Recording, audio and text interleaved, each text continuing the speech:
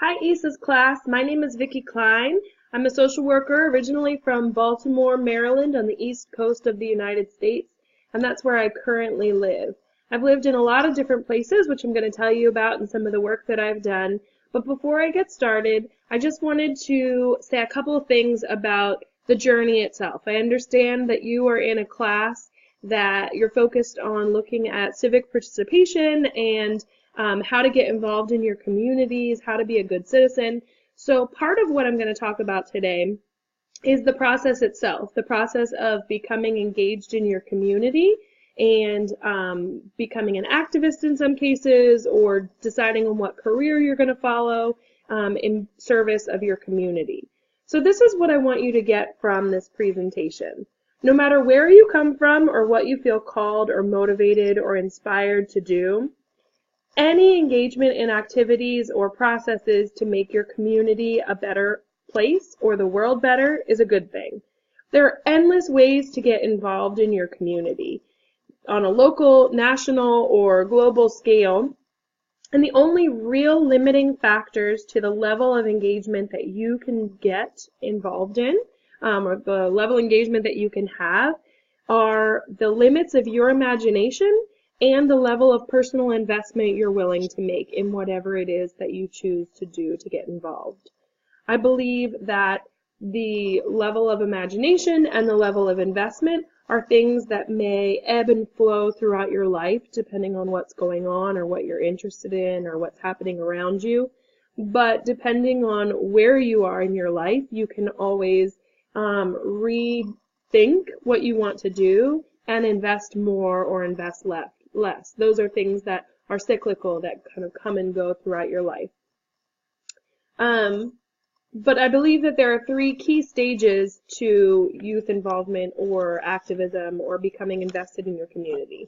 And those three things are igniting, deepening, and sustaining. First, igniting. Most people start here. This is when you start to become aware of the injustices around you, learn about the many different causes of them, start to explore your passions, get involved in things. You become aware of social structures, you become aware of the things that you've been taught, the things that you've learned about the society that you live in, and you start to undo them. You start to become passionate and maybe on fire. Something has sparked in you about what you want to get involved in.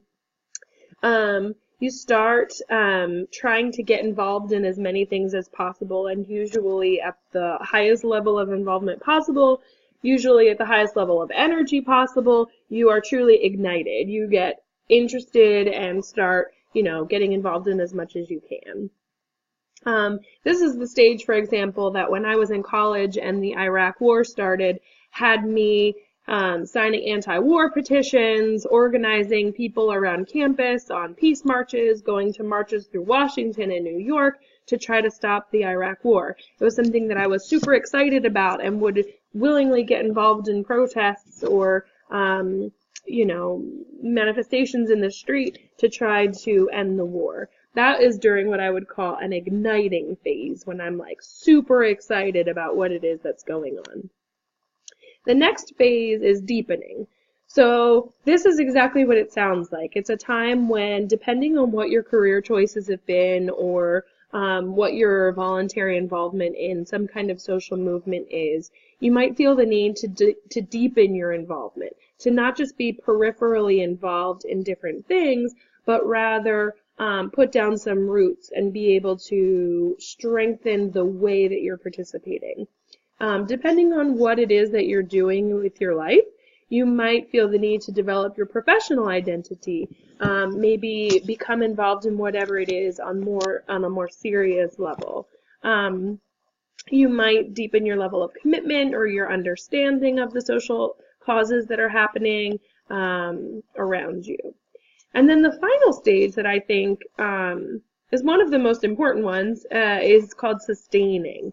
And this is the point when you realize that you probably can't be on fire all the time, right? You have to be able to sustain your energy and your involvement in a healthy way. That's healthy for you, that's healthy for the movement, that's healthy for the group that you're a part of.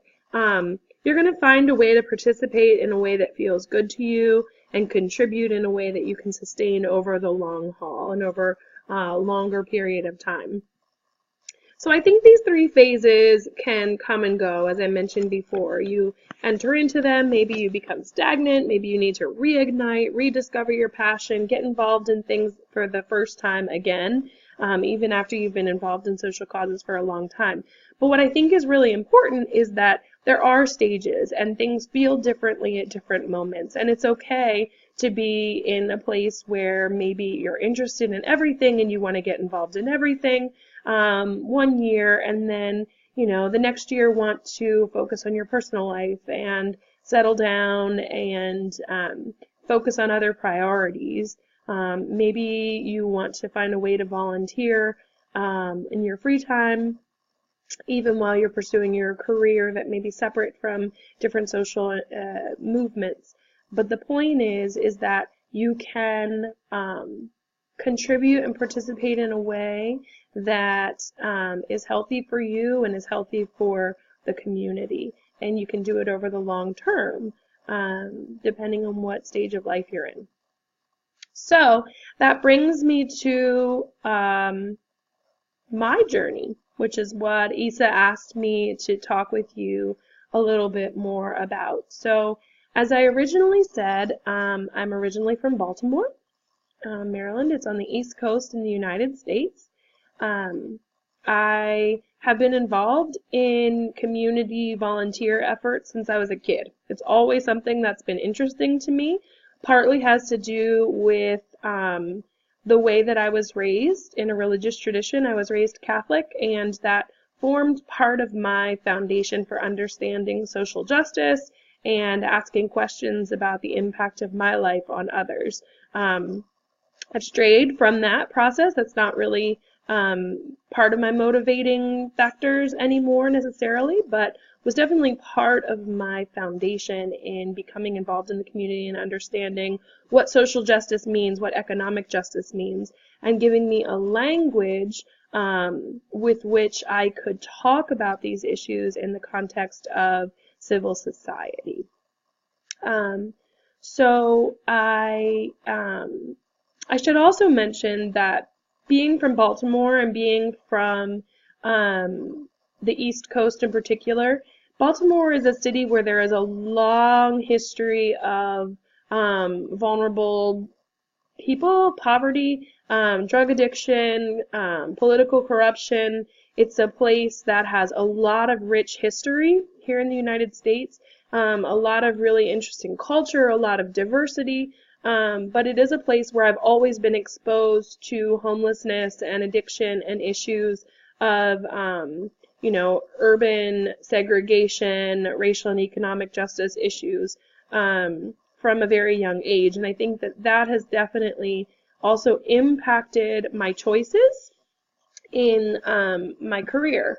So when I was about 15, I participated in an immersion program here in Baltimore City that took high school students, and it was the summer program, so it was volunteer, and it had high school students going around to different social service agencies throughout the city and learning about all the different things that they did. So we visited soup kitchens, after school programs,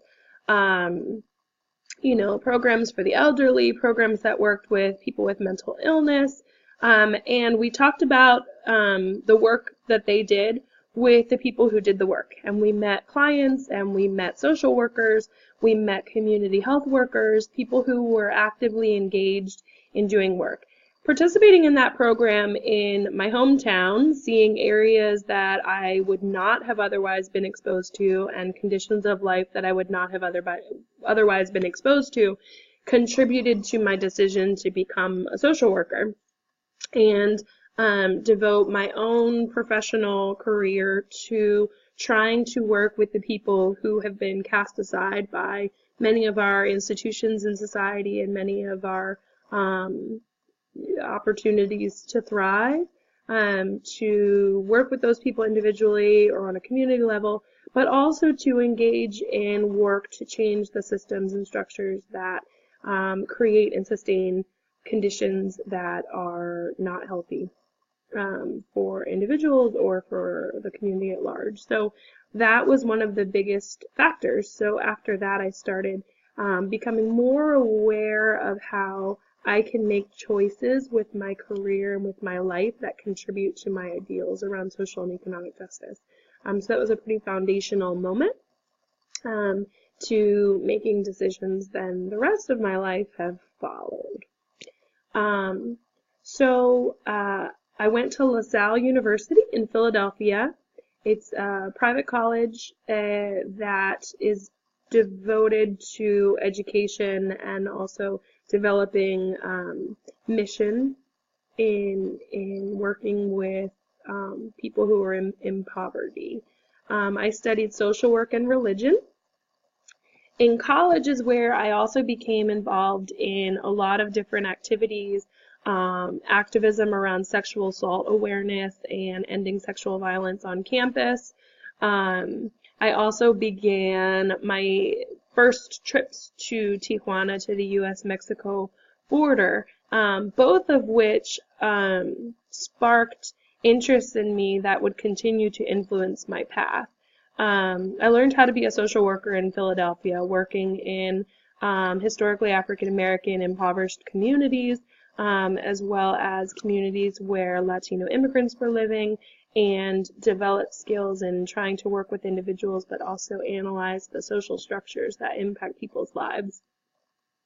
After I graduated from LaSalle University, I joined a postgraduate volunteer program called the LaSallian Volunteers, which is an organization connected to the Christian Brothers who run the different LaSalle universities throughout the world. And I was assigned to Kansas City, Missouri. In Kansas City, I lived and worked in a Catholic worker community, which is an activist community that has its roots during the Great Depression. So a woman named Dorothy Day and a man named Peter Morin started the Catholic worker movement in 1933, which started as a newspaper, basically analyzing the social structures and calling to task the institutional Catholic Church to be able to devote enough resources to the poor of their community within each parish boundaries, and to basically live out the different teachings of the church at the time on poverty and injustice. And so they started this newspaper that basically called the institution to task and said every parish needs to have a parish house that takes care of the poor within its boundaries. And basically what happened was people started showing up. They were talking about these houses of hospitality, and people started showing up and saying, where is the house of hospitality? And so essentially that is how the movement began. They talked about this ideal situation of hospitality, and then they had to start putting their money where their mouth was. And so a movement began where houses of hospitality popped up around the country, as well as in different parts of the world, offering food, shelter, responding to needs of people who were unemployed and impoverished at the time. The Catholic worker movement is also heavily involved in anti-war and nonviolence activities. It's a movement that devotes itself to what's called voluntary poverty. So people who kind of renounce privileges and economic advancement in order to live in solidarity with the poor. So I lived in one of those communities, and as I said, we were a soup kitchen and shelter for families. We had two houses side by side, and I lived in the house that was the soup kitchen house. At the same time, so I worked and ran the soup kitchen, but in order to pay for our health insurance, we had to have jobs outside of the house. So I was assigned to a place called the Migrant Farm Workers Project, and I worked as a migrant advocate with farm workers in the apple orchards of western Missouri. And then I also worked the following year as a school social worker with immigrant families in northeast Kansas City. So that time was super full of coming to understand my role and the choices that I make in addressing poverty and injustice and violence in our communities and in each of our lives.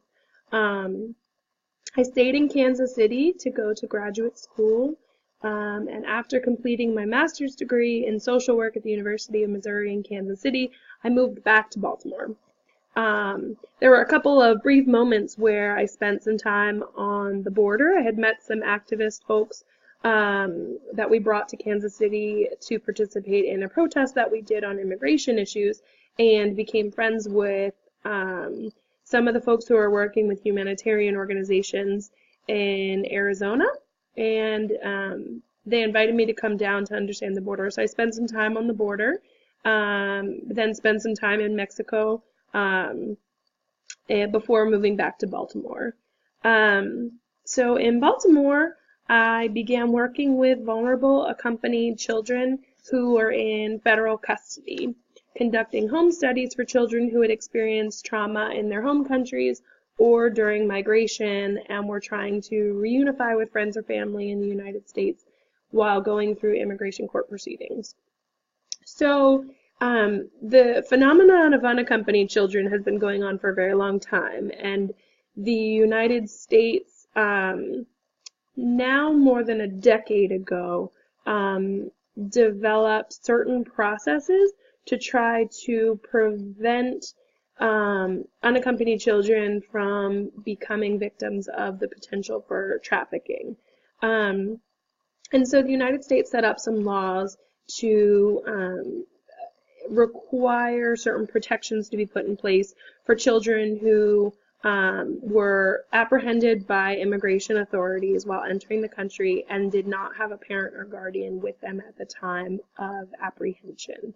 So when a child is arrested by immigration authorities, it's important to understand that they're immediately placed in immigration removal proceedings or deportation proceedings, and that the immigration law that's applied to adults is the same law that's applied to children. And so it's important to make sure that there are certain protections in place that protect the rights and best interest of those children who enter into that system. Now, the ideal situation is one thing, and what continues to take place in practice is a very different thing. So I just want to put that out there, and we probably won't get into all of that today. But at the time that I was working in the system, the process was for any children who were identified to have serious history of trauma or abuse in their home country, or children who were kidnapped, sometimes violated on their way to the United States, children who have a history of mental health issues, criminal or gang activity, any kind of red flag that came about when they were being processed into the shelter system. Those children would be referred for a home study. So basically, me or the workers in a network that used to exist around the country would conduct interviews with their family in their country of origin, with the child, with the shelter workers, as well as with the parent or guardian who was trying to regain custody of them while they go through their immigration court proceedings. So as I mentioned, when children are arrested, they're placed automatically in deportation proceedings. But children are given the opportunity to reunify with family or friends while they go through their immigration court proceedings. And so that's important, so children who do not need to be detained or held in a shelter aren't, right? So the idea is that they go on to their destination and continue with the process there with a safe relative. And so we would do these home studies to just make sure that the parent or guardian was aware of the issues that the child brought, and that they would be able to put in place services that the child needs in order to have the safest, healthiest reunification. And then, in certain cases, the government would authorize follow-up services to be given to the child after reunification to make sure that they were able to get access to mental health care or get access to school enrollment, make sure that they were getting screened by attorneys so they could continue with their court proceedings, make sure that the parent or guardian understood how to access all of the different things that they needed to on behalf of this child. So it was really important that there was that connection piece. So that was the work that I did for a while, and I have done it in different times since then. Understanding the reasons that children were coming to the United States and also the risks involved in bringing children to the United States. Now, when I was doing this work, it was in 2009, so it was several years before what we call the influx.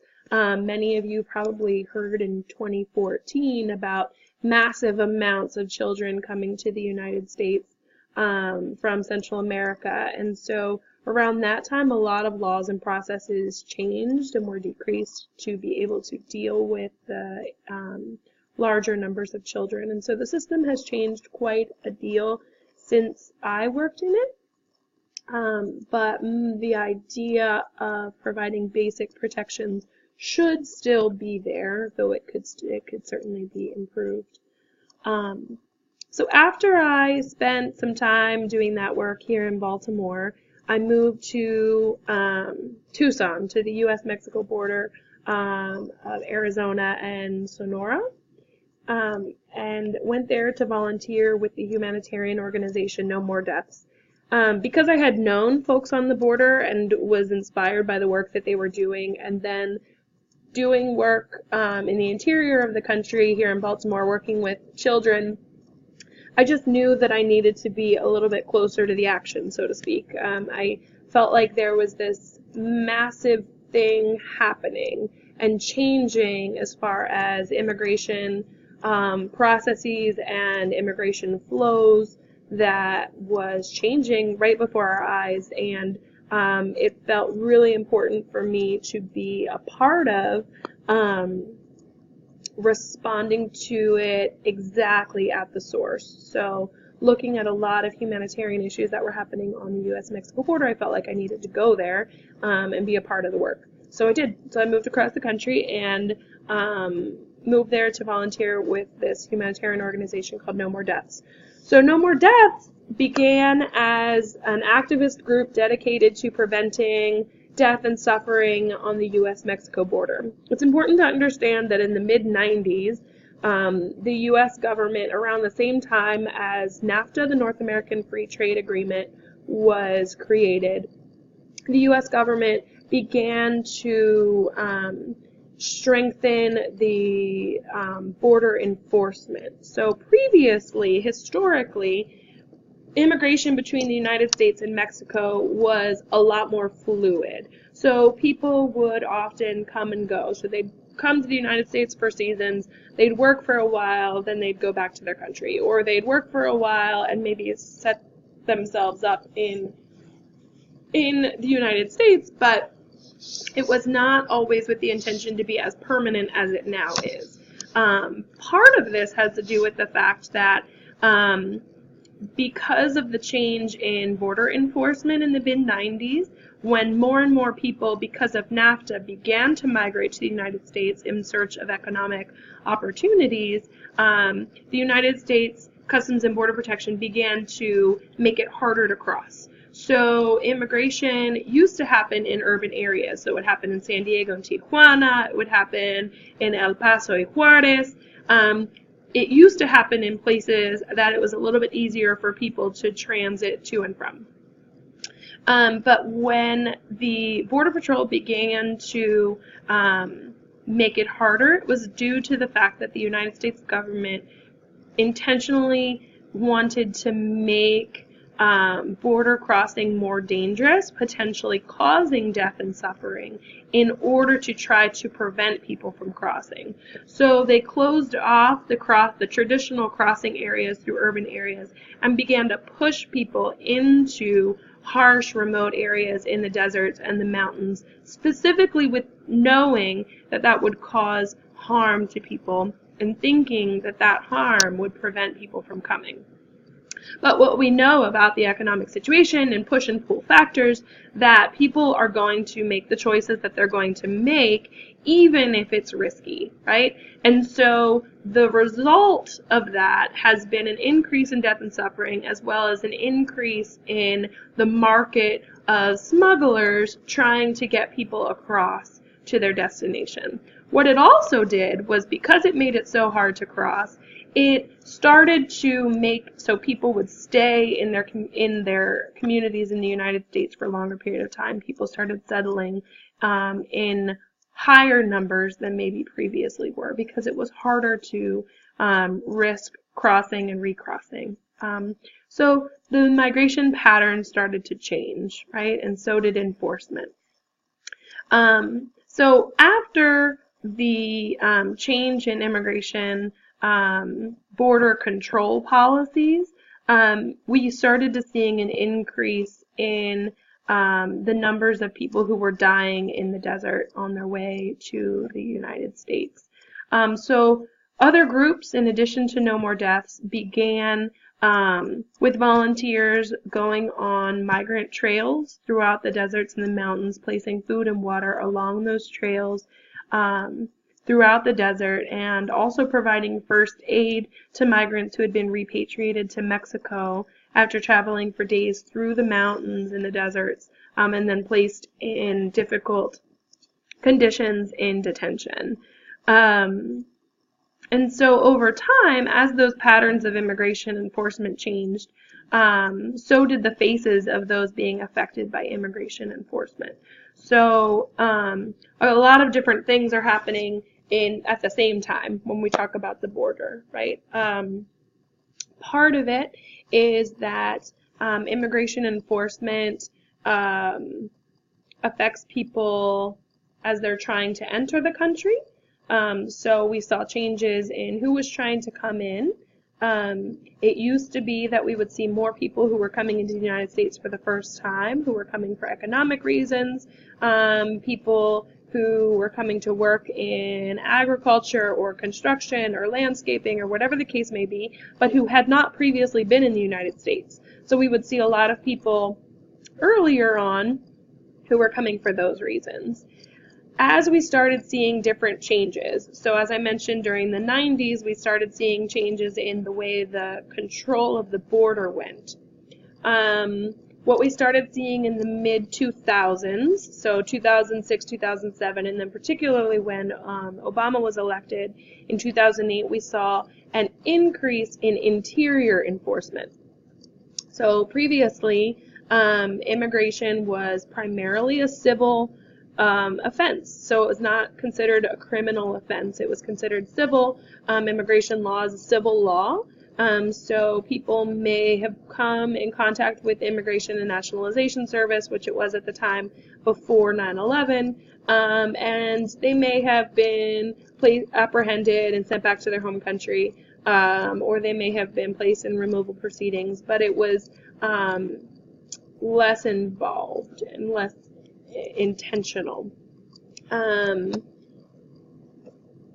But then we started seeing different programs like Secure Communities and 287G, which encouraged the cooperation between local police and immigration authorities, increased the number of people who were becoming in contact with immigration authorities, who were living in the United States for long periods of time, who maybe were established, who had families, who had jobs, who had property, who had all of these things, and were being removed and sent back to their countries of origin, in particular, in this case, Mexico. So the increase in internal enforcement and the increase in enforcement at the border started changing the face of who was coming to the United States. We started seeing people who, less people who had not previously ever lived in the United States were trying to come to the United States. And we started seeing more people who had these established lives who were being kind of ripped from those lives as a result of either criminal infractions, traffic infractions, cooperation between local authorities and immigration authorities, and people who were being removed from those communities. So over time, those changes started resulting in more family issues, people who were being deported after having lived in the United States for many years and who had families. So either mixed status families, which is a family where multiple different people have multiple different immigration statuses, or situations of families that had U.S. citizen children and non-citizen parents who were being forcibly separated and had different custody issues as a result. So we started to hear way more of these stories of forced family separation, lost property, legal issues, and desperation, which were then also impacting kind of who was coming back into the country, who was trying to get back into the country to reunify with family, right? So we started seeing less of these explicitly economic issues and more of family issues impacting migration choices. We also started to see more of the intersection between family issues and child welfare. So children who were involved or who became involved in child welfare system because of their parents' immigration status or because of their parents' removal from the United States. We started to see these issues in such massive numbers that it led many to ask the question of what happens to a family after someone is deported. So there were several different research projects throughout the United States that started to look at this intersection of child and family welfare and immigration, but most of those ended at the U.S.-Mexico border. So around the time that those questions were happening, I took a job with an organization in Mexico City, an NGO in Mexico City called Instituto para las Mujeres en la Migración. That's where I met Isa through that work. That took on the question of what happens to families after they've been deported, after a parent has been deported. We wanted to find out how it was that children and families were impacted by U.S. immigration enforcement, particularly in Mexico or between the U.S. and Mexico. And what we started to see was the emergence of a concept called transnational families. So these are families who are divided by multiple countries, who live in multiple countries, and are responsible to more than one country. So when I talked about mixed status immigration families, mixed status families with immigration status, they would be included, right? Because you have a citizen of one country, maybe residing in another country, who has a child who is a citizen of the other country, and both have responsibilities to both countries for different reasons. So it's important to kind of pay attention to these families that have been organizing themselves across national boundaries, using technology, using financing, organizing their money across countries, and also looking now at the resulting issues that immigration would cause. We also started looking at the fact that Mexico still was looking primarily, in academics throughout Mexico, public policy experts in Mexico, the government, programs, everybody was looking at migration as a primarily economic issue. And what we started finding was that that was no longer the case, right? It was that people were no longer just coming to earn money, but rather they were either trying to reunify with their family, or the reason that they were earning money had to do with family issues. We looked that family was the main push and pull factor, or one of the biggest push and pull factors in migration. The motivation of family, the motivation of trying to support one's family or trying to reconnect with one's family was a huge part of the migration experience between the two countries and also in Central America, but at this time we were mostly focused on Mexico and the United States. And family issues were one of the biggest things that both governments needed to start to look at, and also NGOs and civil society who are working with migrants who were either coming or going, people who were planning to return to Mexico or people who were planning to stay separated from their family and leave their children in the United States, or planning to bring their children to Mexico.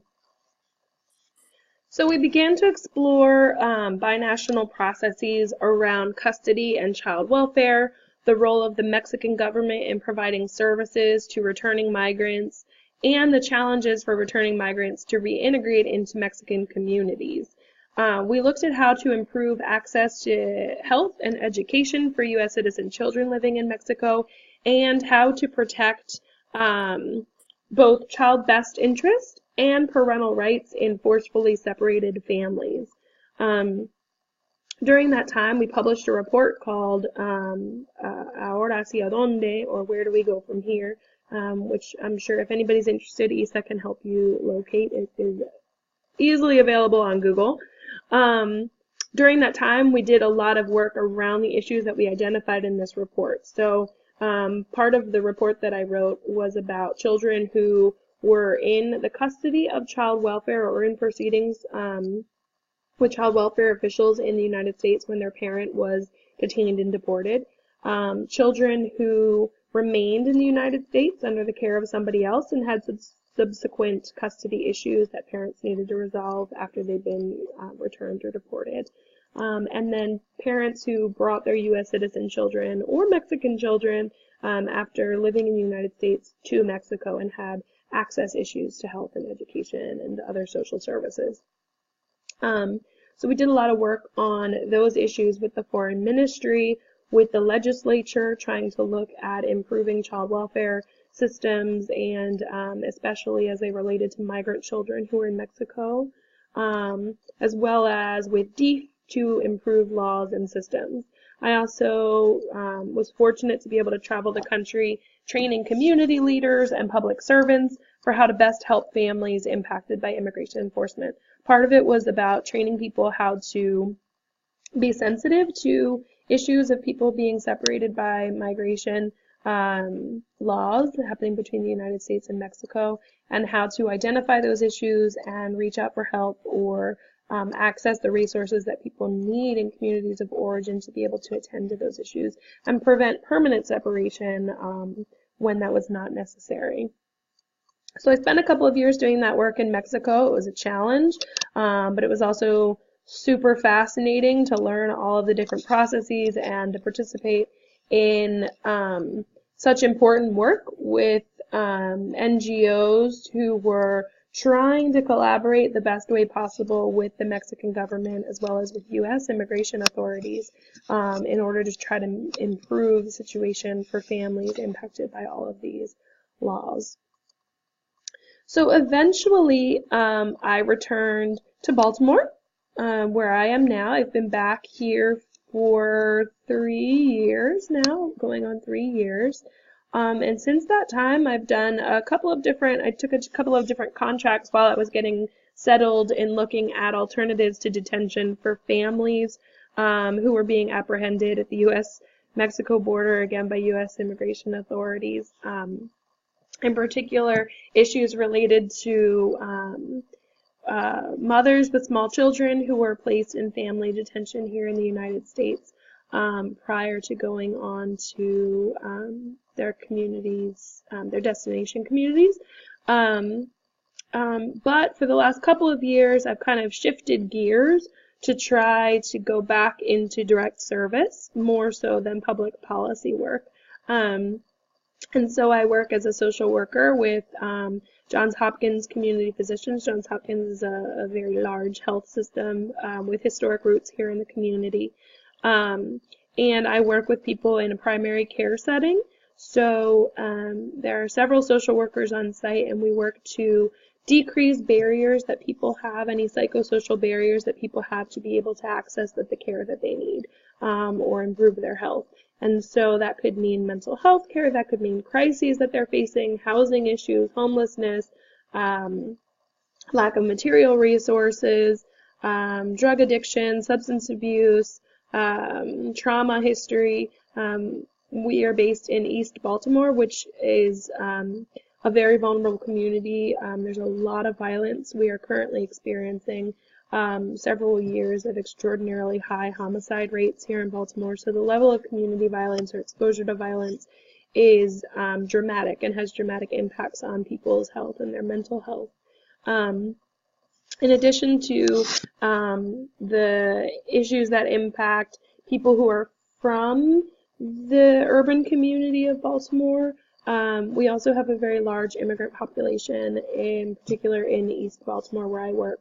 And so currently, even though I had kind of intended to broaden the scope of folks and issues that I work on, I'm fortunate to be one of the Spanish-speaking social workers in our community, and so no matter what, that's where the work follows the talent that you bring to the table.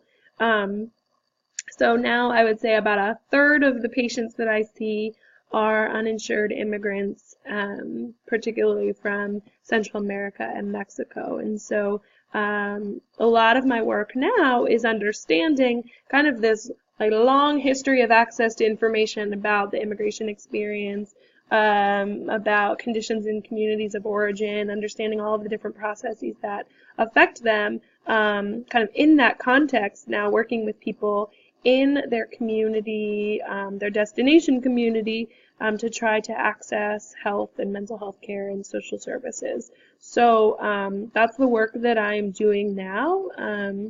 Living and working here in the city has been super interesting. Kind of taking into account all of the different experiences that I've been able to have. This has been a fascinating journey. And as I said, I think things ebb and flow over time. I feel really lucky to be able to bring all of this knowledge and expertise. I also teach online. I teach in a Master's of Social Work program, so I get to teach other people who are trying to become social workers about issues of social and economic justice as well, that even social workers need to really work to be able to identify in their work and work to change the different structures that impact people every day. So that has been my journey. It has been crazy sometimes, but I am very grateful that in my own personal case, I have made commitment to trying to do work that betters my community wherever that may be, whether that's on the border or when I've been in Mexico, or here in Baltimore or the United States or our continent, right? I think our community and the areas that we identify that we're a part of change at different times. But I'm grateful that I have been fortunate enough to say yes to the many invitations that I've had to engage in the work around me. And also that I've had the privilege to come to a place where I feel like I'm in sustaining mode, right? So I can say now that I'm working in a place that that I can engage in work in a healthy way, with my own personal boundaries and limits, and also have space where I can engage in stuff in my personal life that makes it possible for me to continue taking care of myself and be able to still work with people in some of the most vulnerable moments of their lives and help them fight for what it is that they want to change and change in their community. So I feel super fortunate to be able to have